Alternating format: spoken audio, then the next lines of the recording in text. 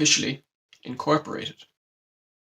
So it's been about a month since I made one of these videos, and the past month has been pretty much flat out. Took a few days off here and there, but for the past couple weeks now, we've been working pretty steadily towards this MVP date that was mentioned there in the plan video.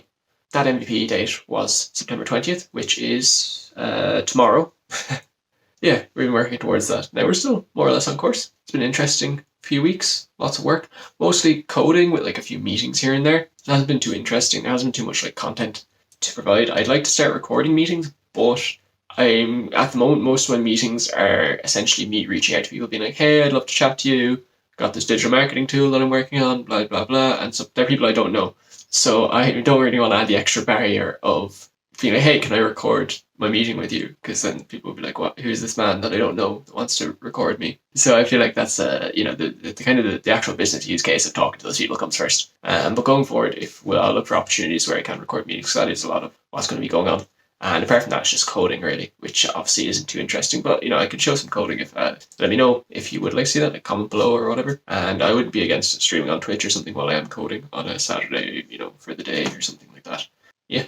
Shout out to Adonis, who is a web developer from Cameroon, and he gave me some pointers in regards to Django and pointed me towards the Django cookie cutter library, which is kind of the basis for a lot of the website at this point. So our web stack is essentially Django with a Postgres backend. The Django cookie cutter library supports Postgres out the box, so it's kind of part of the reason. Also, it's super performant and all that. And that's running inside a Docker container.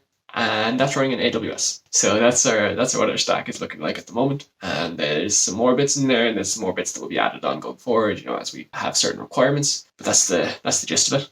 I don't have much experience with any of those technologies really. So I've just been learning Django, Postgres, Docker, and AWS as kind of problems arise and as we're trying to develop stuff. But it's honestly, it's pretty fun kind of learning them. Obviously a bit of a headache, but all in all, I'm quite enjoying it. We've also been moving all our AI models from Google Colab, which is essentially like for Jupyter notebooks, which are like a Python data sciencey thing. You can't really use them in production environments, but they're very good for doing like research and that sort of thing. I kind of prepped all the models there, and at the moment I'm moving them into actual Python programs that we can use with the website. The other thing we're trying to figure out at the moment is how much to charge for Connect More, and that's part of the reason why I'm having meetings with people I'm finding on LinkedIn.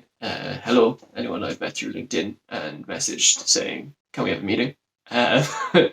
Basically, digital marketers and startup founders that are potential customers long term, but we want to integrate them into the development process fairly early. So we're having meetings with these people and basically trying to establish the value proposition of the product and use that as a basis for establishing a price point that we can offer it at. There's a few different decisions to be made around that. For example, like, do we want to have a low price model that's like a €10 a month as an entry point that offers some limited functionality? Or do we just want to offer that as a free offering so we can actually get the product into more people's hands?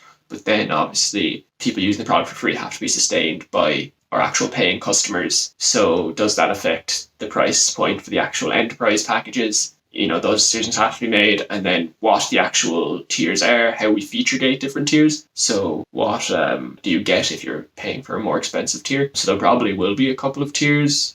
Basically, at the moment, we're trying to decide between, whether it should be like €35 or like €50, and what's the logic going into that for like the first kind of actual like enterprisey tier, and then another tier for a few €100. These are monthly charges that offers a more fully filled out package, and then also with the aim of like building towards down the road having like proper full enterprise packages that are kind of bespoke for larger clients. Hopefully that would be in the high hundreds to thousands of euro per month, depending what features are involved with the product at that point and all that. So there's a lot of decisions to be made there that are obviously very important for the business. That's how we're going to make any money at all. So trying to figure that out. Hopefully with the MVP, we'll get a better indication of the value that it actually adds to people, and we can use that as a basis for a lot of these discussions and as a basis for figuring out how much we're going to charge and, if we can actually be a profitable business. So we're starting the Startup Incubator Monday week. I've been led to believe at that point I will have less time to actually work on the tech side of things myself. That's why there's a big push at the moment to get this MVP done this weekend, ideally, but there's a week buffer to fix any issues that crop up. Yeah, because once we start the incubator, supposedly I won't have time Monday to Friday, 9 to 5, more or less, to work on the tech side of things. So I'll just be doing a lot of business development sort of stuff, and I'll still probably be working on some tech evenings and weekends, but I won't necessarily have the time dedicated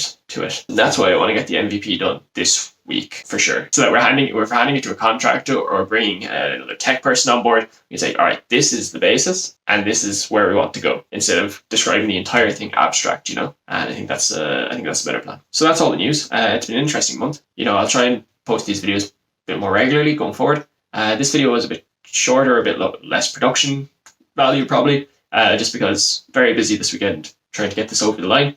But I wanted to give an update and, you know, update everyone basically on, you know, what we've been doing, where we're going, progress we've made. If you did enjoy this video, drop us a like, leave a comment if there's anything specific that you want to see from the process or anything at all, really. And subscribe for more videos so you can follow along as we're building this business together.